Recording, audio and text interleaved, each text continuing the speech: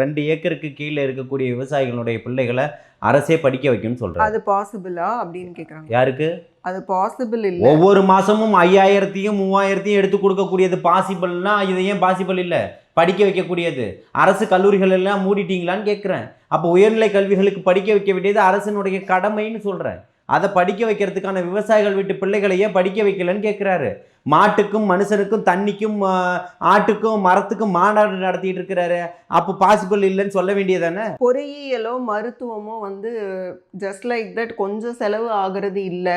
2 ஏக்கருக்கும் கீழே இருக்கவங்களுக்கு அந்த விவசாயிகளுக்கு அப்படின்னு பார்க்கும்போது கணக்கெடுக்கும்போது நிறைய விவசாயிகள் வருவாங்க. அவங்களுடைய குடும்பத்தில் இருக்கிற பிள்ளைகளை படிக்க வைக்கணும், இவ்வளோ செலவு பண்ணணும். அந்த செலவை அரசே ஏற்கும்னா அது நிச்சயமா அரசினுடைய பொருளாதாரத்தை மேம்படுத்துவதற்கு திட்டம் இருக்கு. அவர்கிட்ட சொல்றாரு, நீங்க சொல்லுங்க, உங்களுக்கு கொள்ளையடிப்பதை தாண்டி வேற என்ன திட்டம் இருக்கு உங்கள்கிட்ட?